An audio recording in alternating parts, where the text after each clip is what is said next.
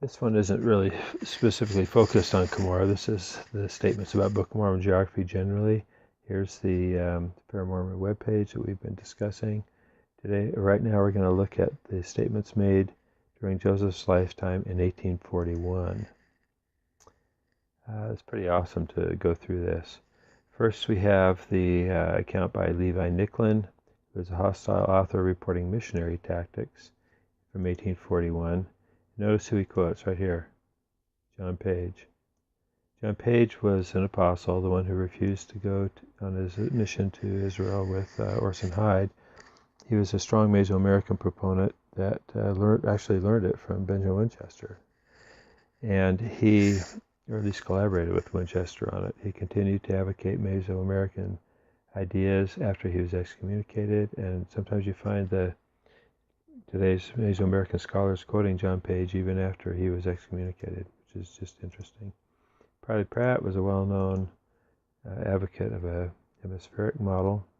Benjamin Winchester, of course, if you know what I've written about him in church history, here's a good example of his work from the Gospel Reflector. Walter Scott, another hostile author writing about it, refers to the Isthmus of Darien here, probably reflecting something from the Pratt brothers or Benjamin Winchester. This Times and Seasons article is interesting, and I discuss this in details in my book on the Lost City of Zarahemla, because if you notice, it came from the New York Weekly Herald here, and I propose that it was Benjamin Winchester who mailed this into the Times and Seasons, because immediately following this there's a brief notice from the Pennsylvania or Philadelphia area. The next one here, Book of Mormon and the Mormonites, an anonymous author talking about North and South America, kind of in a dismissive way, not significant. This Millennial Star article talks about the Amerindians as a whole, reflecting again the hemispheric model that the Pratt brothers liked. This Times and Seasons article is an excerpt from a longer dialogue that I address in my book Brought to Light, and I propose that this too was composed by Benjamin Winchester. I explain all the reasons in that book. Charles Wandell's comment about the Stone City and Professor Anthon is fairly insignificant. This one I want to talk about for a minute because it is quite interesting. It was published in the Christian Advocate and Journal in 1841. If you notice the commentary here, these guys say, note that this author gets the Book of Mormon story wrong. His version is obviously distorted by poor attention or secondhand information. In fact, the author of this was a well-known reporter and minister, or at least he was familiar with religion, and this account was part of his discussion or explanation, his report of a meeting with Benjamin Winchester, not Benjamin Winchester, with William Smith on a ferry boat, and he spent some time talking with him, and so to the extent that this account is distorted, it's because it was William Smith who didn't really know at that point what the church was teaching.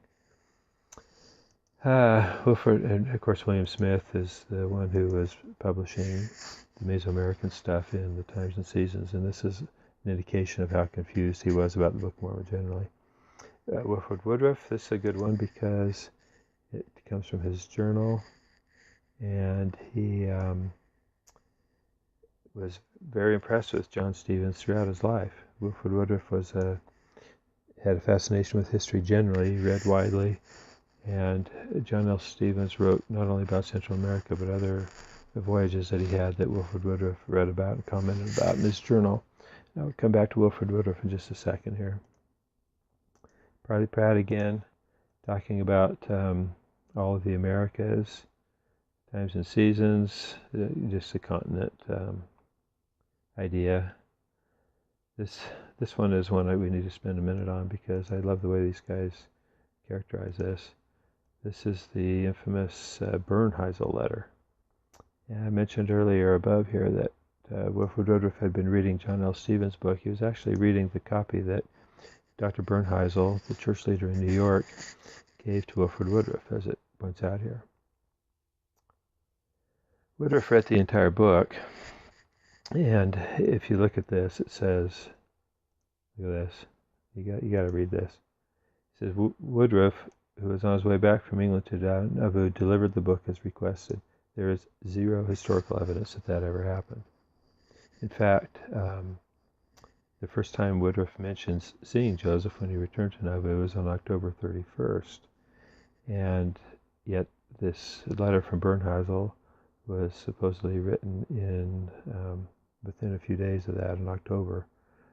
Well, it says November. That's right, it was November. He saw Joseph Smith on October 31st. So if you believe the narrative that Joseph Smith read both of these books and wrote this letter, you have to believe that he read both of the books. First of all, you have to believe that Wilford Woodruff delivered the book.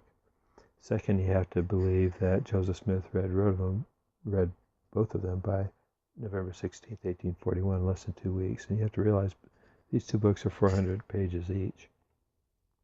The only person we know for sure read these books was Wilford Woodruff.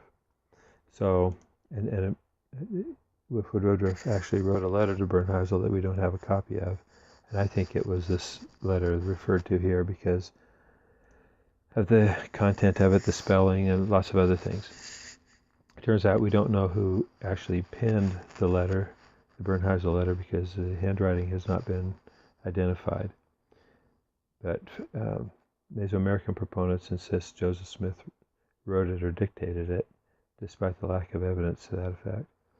Anyway, I go into this in a long article that I have that anybody can read.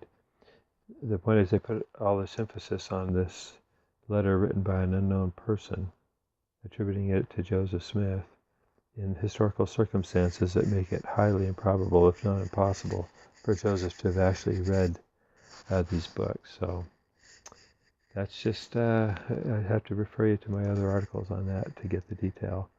But it's awesome to go through this entire series of statements and recognize Benjamin Winchester's involvement, Wilford Woodruff's involvement, and nothing in here from Joseph Smith himself.